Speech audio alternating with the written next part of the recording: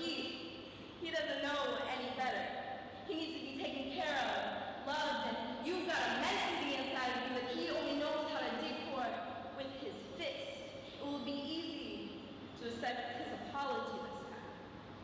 On the night he decides to love you, his lips taste like red wine and apologies, and his palms don't know any harm to the rest of your body. You kiss him on the lump of his Adam's apple after the 5th time it happens.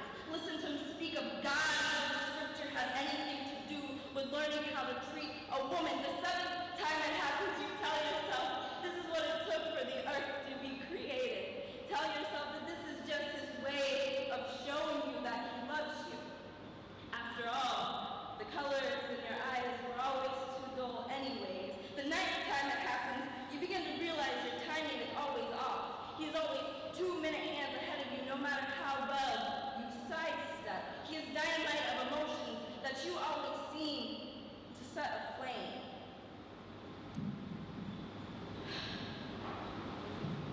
Sorry.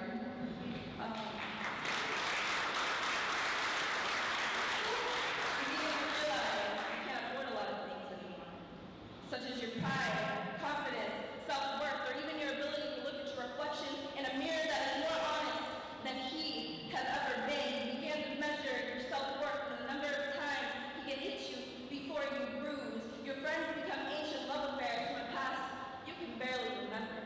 A time when your lungs still knew how to breathe before they were punctured by the pins and needles of what it feels like to try and love someone into kindness.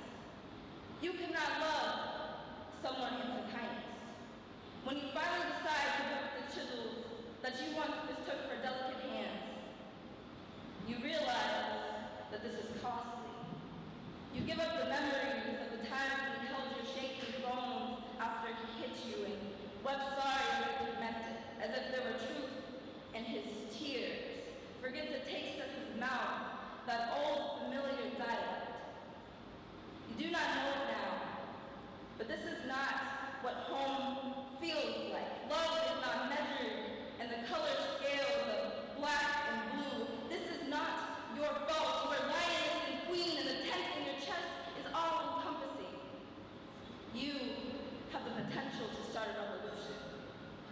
If not for the world, then at least for yourself. Thank you.